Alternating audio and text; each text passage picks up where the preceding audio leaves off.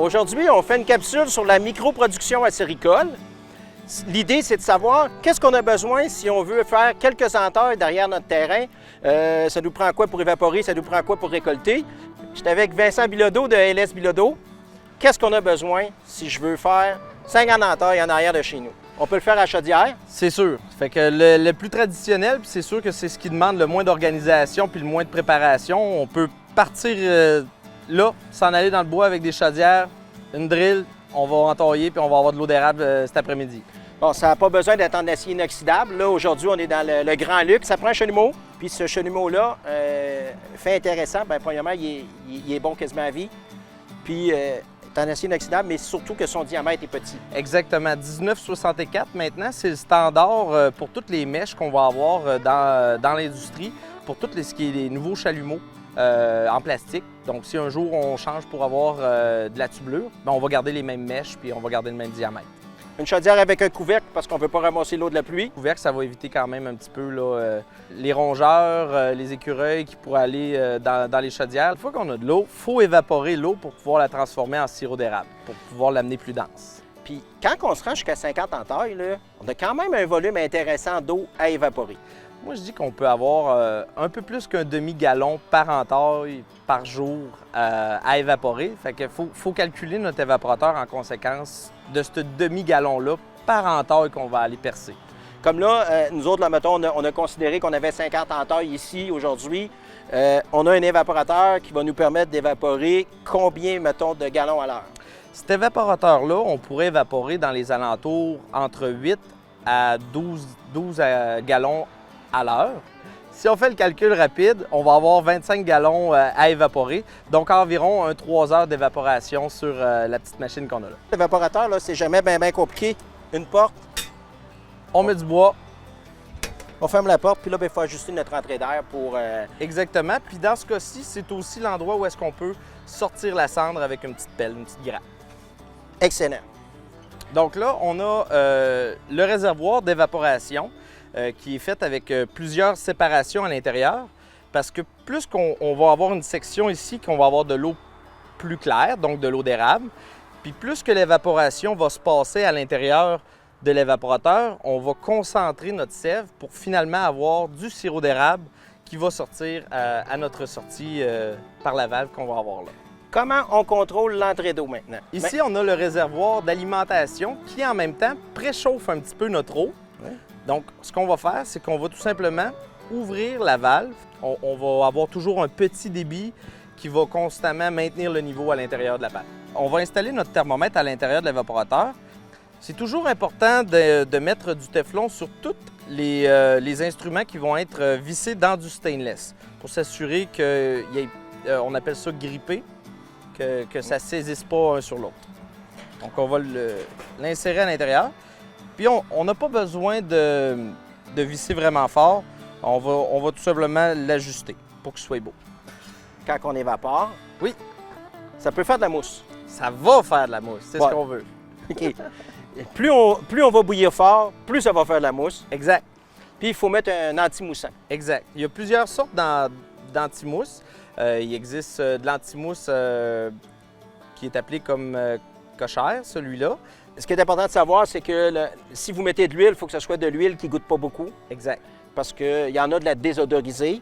Puis sinon, il y a l'huile de Cartam qui est l'huile commerciale qui a le moins de saveur. Là. Donc, tu as un petit gobelet. Exact. Pour mettre l'anti-moussant. Donc là, ce qu'on peut faire, on peut l'ajuster à la hauteur qu'on désire. Ouais. OK. Puis, on va pouvoir, sur n'importe quel évaporateur, le faire tenir comme on veut. Bien sûr, il faut le remplir de l'anti-mousse qu'on va avoir de besoin. Pour enlever la mousse, on utilise un écumoire qui est perforé. Exactement. On va pouvoir... cette mousse-là, dans le fond, elle vient comme donner une saveur à notre sirop, j'imagine, à un certain moment donné. Donc, en l'enlevant, on va garder notre panne aussi plus propre. On peut se gâter avec une louche comme celle-là, complètement en stainless. C'est quand même très pratique aussi pour pouvoir vérifier la densité du sirop. Avec un peu de pratique, on va pouvoir aller dans les compartiments, puis on va regarder la densité du sirop. On va vraiment voir, à un moment donné, on va avoir des palettes de sirop qu'on appelle. Quand on fait une production à 50 entailles, bien, l'évaporateur sert beaucoup pour les parties. Puis ça, c'est parfait pour aller chercher le réduit pour mettre dans le gin. On sait qu'on est souvent dans les parties. On peut avoir un outil qui va surveiller pour nous le niveau à l'intérieur des évaporateurs, peu importe Puis la dimension. Là, c'est pas... Il a dit qu'il faut surveiller le niveau.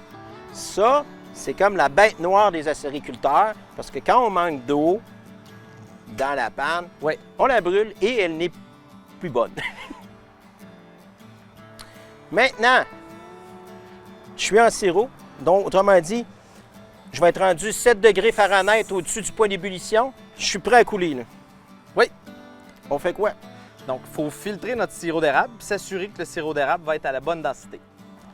Stéphane, lorsqu'on reçoit les filtreurs, ils sont toujours à l'envers. Donc, il faut les retourner pour avoir les coutures vers l'intérieur. C'est bien important de ne pas les laver avec aucun produit qui pourrait avoir un parfum ou quoi que ce soit. Moi, je recommande de l'eau, peut-être du bicarbonate de soude dans certains cas. Puis on va l'installer à l'intérieur, ici.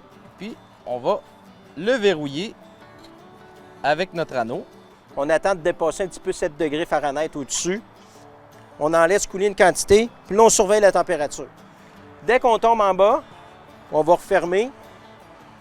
Puis là, il faut vérifier qu'on a bien la bonne densité. Exactement. Il existe plusieurs outils pour pouvoir vérifier la densité, mais l'une des plus utilisées, c'est le densimètre ou l'hydrotherme. La différence entre les deux, c'est que l'hydrotherme va vérifier par rapport à la température. Donc, on peut le vérifier à chaud, à froid et à toutes les températures entre les deux.